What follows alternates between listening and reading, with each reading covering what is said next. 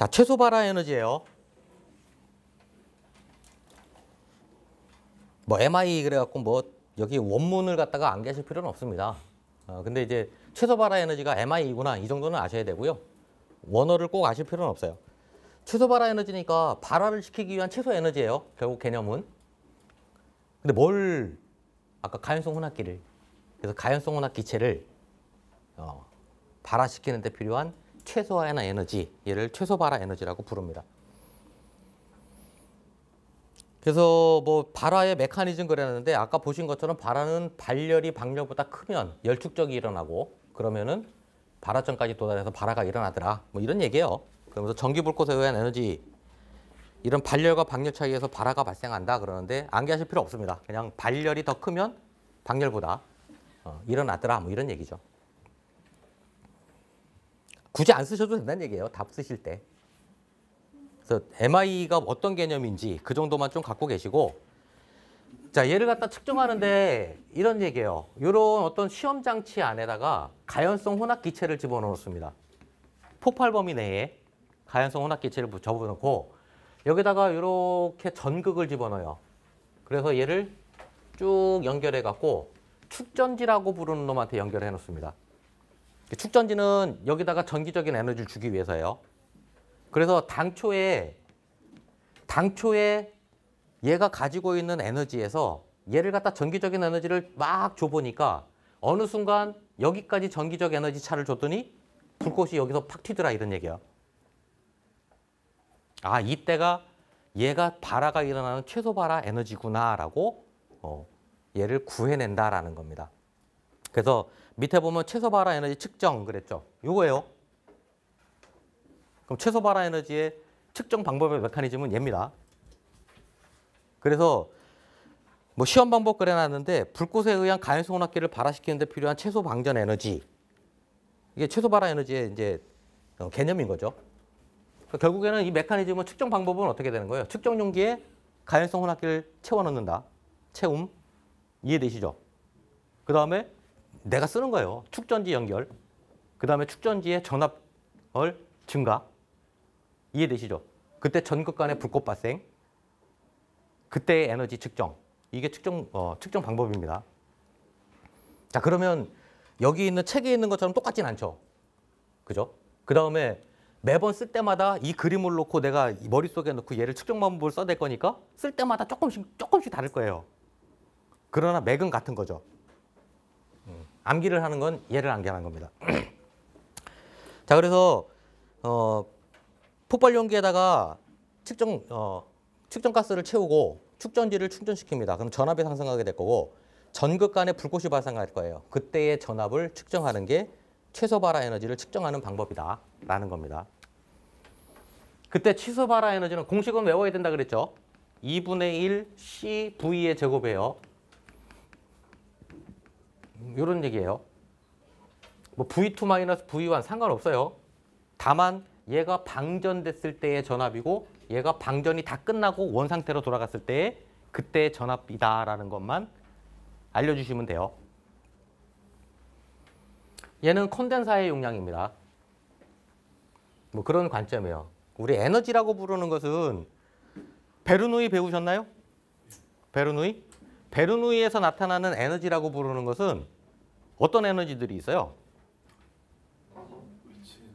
위치 에너지, 운동 에너지, 압력 에너지 뭐 이런 게 있어요. 그래서 얘네들은 항상 콘스탄트하다. 이게 이제 베르누이예요.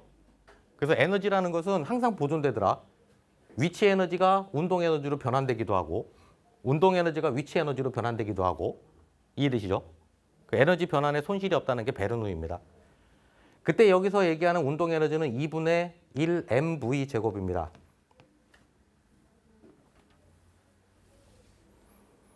위치 에너지는 mgz예요. 압력 에너지는 pv 뭐 이런 관계예요.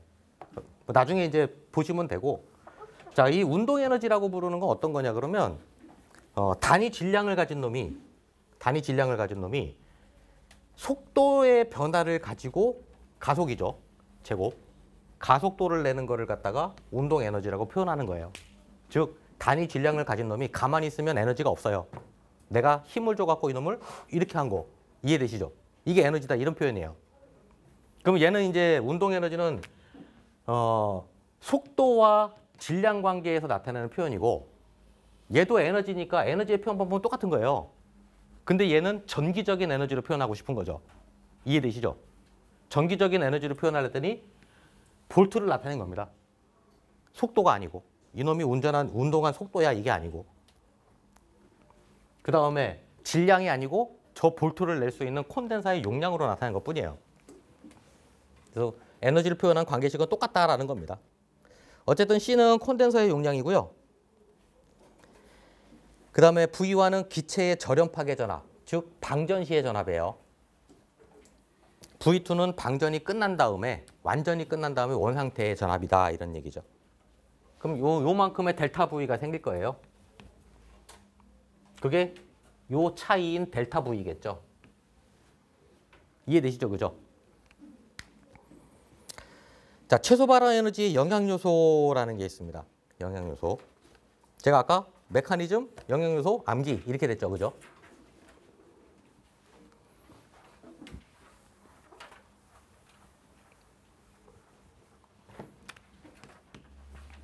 자, 영향요소는 발화예요. 발화. 이 관계식에서 영향요소 뽑으면 콘덴서 용량, 방전시 전압 이런 관계가 돼버려요. 이해되시죠? 그러면 전압을 세게 주면 에너지가 발화가 당연히 일어나 이런 관계가 돼버려갖고 얘는 영향요소가 얘한테서 뽑아지는 건 아니에요. 그러다 보니까 이런 영향요소는 결국 앞머리 따서 암기야. 그래서 앞머리 따서 암기를 하는데 아까 제가 발화는, 연소는, 폭발은 가산점이었죠. 이해되시죠? 그러면 발화가 일어나든 폭발이 일어나든 어쨌든 뭔가가 이 범위 내에 있어야만 발화도 일어나고 폭발도 일어나고 이럴 거예요. 자, 그러면 이 그래프를 다시 뜯어보면 여기는 온도예요. 온도, 에너지란 말이에요. 여기는 농도예요. 물적 조건인 거죠. 아까 앞에서 보신 것처럼. 자, 그래서 영향요소는 뭐냐 그러면 온도, 농도 이해되시죠? 아까 자연발화가 잘 일어나려고 그러면 압력이 높아지면은 자연발화 잘 일어나요. 아까 단열 압축이란 걸 얘기했는데 얘가 열을 주지 않더라도 압축이 되면 온도가 올라가게 돼 있어요. 이해되시죠? 여기가 압력이 높아진다는 얘기는 이 공간이 밀폐 공간이라는 얘기예요. 밀폐 공간이 아니면 여기 압력을 높일 수가 없어요. 관계 이해되십니까? 그럼 결국 압력이 높아지면 온도가 높아지게 돼 있어요. 이거 이해되시죠? 그러면 결국에는 농도, 온도, 압력이라고 부르는 것은 모든 거에 다 같이 들어갑니다. 발화든 연소든 폭발이든 그 다음에 뭐 발화 온도든 온압농은 다 들어가요. 그러면 농도를 다시 쪼개보면 여기에 가연성 가스 농도, 여기에 산소 농도 이렇게 되죠.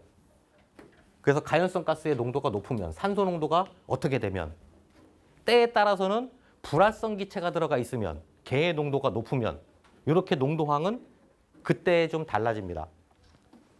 온도가 높으면 압력이 높으면 뭐 이런 관계가 되겠죠. 자, 그래서 이 최소 발화 에너지의 영향요소 온압농이에요. 일단 온도가 높으면 분자 간의 운동이 활발해지기 때문에 이 발화 에너지는 줄어들게 되어 있습니다. 압력이 높으면 그러면 분자 간 거리가 가까워져 갖고 이 운동 충돌량이 늘어나기 때문에 발화 에너지는 줄어들게 되어 있다. 이런 얘기를 하고 있어요. 거기까지 안 가시더라도 그러면 온도가 높으면 최소 발화 에너지 작아지더라. 이해되시죠? 압력이 높으면 최소 발화 에너지는 작게 나타나더라. 농도인데 이제 그러면 농도가 가연성 가스 농도가 높으면 또는 낮으면 이런 얘기죠. 우리 이거 알아요? 뒤에서 다시 얘기를 할 건데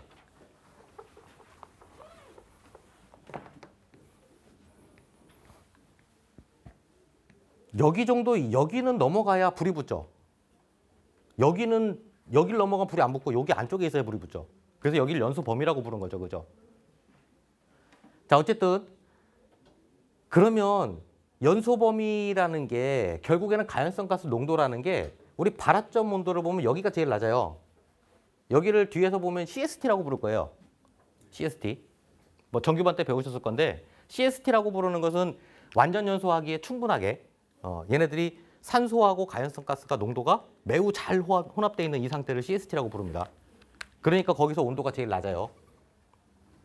그래서 가연성 가스가 농도가 산소 농도는 높으면 발화 에너지는 낮아지는데 가연성 가스의 농도가 높아지면 그러면 무조건 이 발화 에너지가 낮아지지 않는다는 겁니다. 이거 이해되십니까? 가연성 가스의 농도가 높아지면 발화는 오히려 에너지가 더 커져야지만 돼요. 가연성 가스의 농도가 낮아지면 발화는 에너지가 더 커야만 돼요. 이거 이해되시죠? 그러니까 가연성 가스의 농도가 연소를 갖다가 또는 발화를 갖다가 가장 원활하게 하는 거는 CST 상태인 거예요. 즉 화학 양론 조성이라고 부르는데 그 농도가 화학 양론 조성비에서 최소가 됩니다. 발화 에너지는. 난류성이 높아지면 그러면 발화 에너지는 커지게 됩니다. 소염거리. 오남농 말고 뭔가 하나가 또 들어왔네 이제. 소염거리라는 놈이 나오네요. 영양요소 중에. 얘는 최소 발화 에너지는 기본적으로 오남농인데 거기에 소염거리 하나 들어가는구나. 이렇게 보는 거죠. 소염거리 뒤에서 배울 거예요. 소염거리 이하에서는 아무리 큰 방전 에너지를 부여해도 방열에 의해서 인화가 일어나지 않습니다. 불이 붙지 않는다라는 거예요. 그래서 걔도 하나의 영양요소가 되더라라고 얘기를 하고 있습니다. 자, 그럼 최소 발화 에너지에 대해서 설명하시오. 1. 개념. 불 붙는 거니까 가연성 가스, 증기 또는 가연성 혼합기. 이 가연성 혼합기를 발화시키는 데 필요한 최소한의 에너지. 이해되시죠? 그래서 관계식.